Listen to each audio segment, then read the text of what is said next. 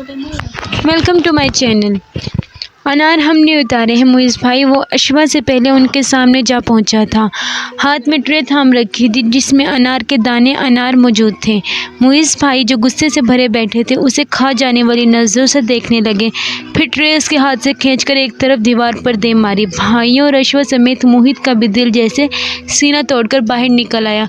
मम्मा अंदर से भाग गई और फर्श पर टूटी ट्रे बिखरे अनार देखकर हक दक रह गई।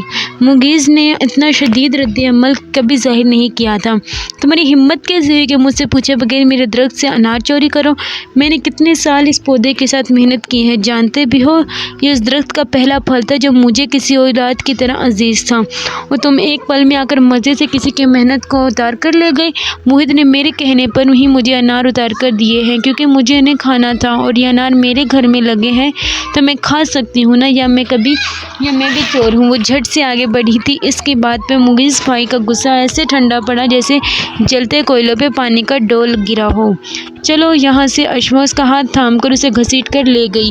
वो बिल्कुल साकत सा उसके साथ घसीटता चला गया। वो मुझे चोर कैसे कह सकते हैं? मैंने तुम्हारे कहने पर तुमसे पूछकर तुम्हारे घर का फल तोड़ा था। इसे लफ्ज़ चोर अपने लिए हजम नहीं हो रहा था।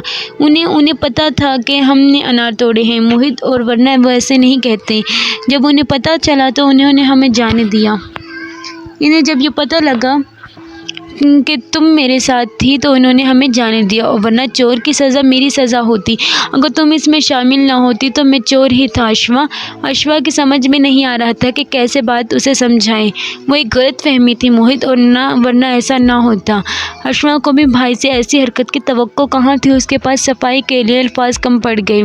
ऐसा ही होता अशवा, क्योंकि अभी मुझे डांटने का मौका चाहिए था। अशवा ने हैरत से उसे देखा। वो तुम्हें क्यों डांटेंगे? क्योंकि वो मुझे पसंद नहीं करते, इसलिए वो मुझे डांटे और बेइज्जत करने का क्योंकि वो मुझे पसंद नहीं करते, इसलिए वो मुझे डांटने और बेइज्जत करने का कोई मौका नहीं जाने देते। हमेशा से ऐसा ही है। वो जानता था मुइज़ भाई उसे ज़ाती तौर पर पसंद नहीं करते थे, लेकिन वो ये नहीं जानता था कि उस नापसंदीदगी के पीछे अदीबाबाजी थी, जिनके लिए मुइज़ भाई ने एमए से पास आउट होते ही रिश्ता भेजा था। उनकी बचपन से दोस्ती, और इसी दोस्ती को वो पसंदीदगी में बदल चुके थे। अदीबाबाजी बचपन से ही उसे अपनी फूफी ज़ात से मंसूब थी। मंसूब क्या थी? फूफो ने ज़बरदस्ती से अपनी बहू मशहूर कर रखा था, जिस पर बतूल जज्बज़र हो जाती, लेकिन उन्हें रोक नहीं सकती थी। इनकी इसी बात पर सारा ख़ानदान इस रिश्ते पर ईमान ले आया था।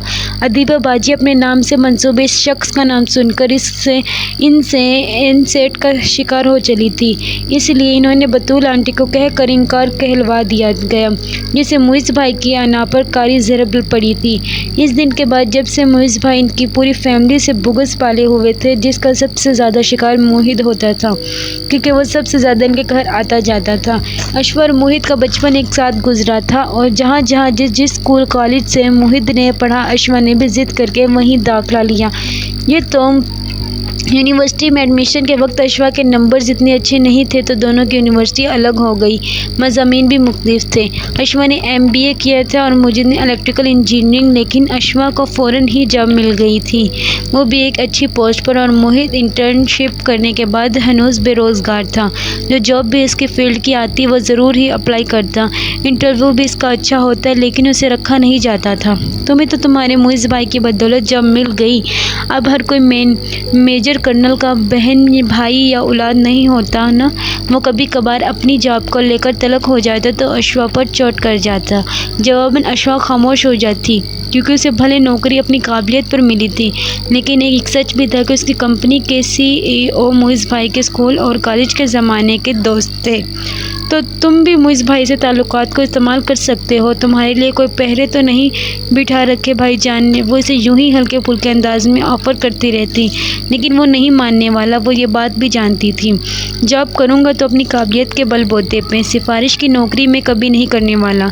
इससे बंदे का सर झुक जाता है, और मैं अपनी काबिलियत समेत सर उठाकर चलने वालों में से हूँ। और तुम्हारे भाईजान के सामने तो मैं कभी अपना सर नहीं झुकने दूँगा, चाहे कभी मुझे कुछ भी हो जाए। और इस कुछ भी हो जाए ने बहुत कुछ बिगाड़ दिया था। अशफा का जब पहला रिश्ता आया तो उसने मम्मा के सामने इनकार कर दिया। आप जानती ही कि मैं यहाँ शादी नहीं कर सकती। यहाँ क्या मैं कहीं भी और शादी नहीं कर सकती मम्मा। इसके मुताबिक जैसे मम्मा को इल्हाम होना चाहिए था कि मोहित के अलावा किसी के बारे में भी सोच नहीं सकती, फिर वो कैसे किसी के बारे में सोच रही थी। तुम किसी को पसंद करती हो अशफा? इस सवाल ने इस माँ को यूँ देखा जैसे वो ऐसे सवाल की इनसे कभी तवक्को ना कर रही हो। आप जानती नहीं है मम्मा मैं किसको पसंद करती हूँ? मम्मा जैसे इसका जवाब जानती थी इसलिए वो ज़्यादा हैरान नहीं हुई। मैं नहीं जानती, वो इसके मुंह से सुनना चाहती थी। मम्मा क्या हो गया है आपको? आप जानती हैं कि मोहित और मैं एक दूसरे को कितना पसंद करते हैं। क्या मोहित ने कभी ऐसा कहा? मम्मा की बात पर वो होंक बनी उन्हें देखने लगी।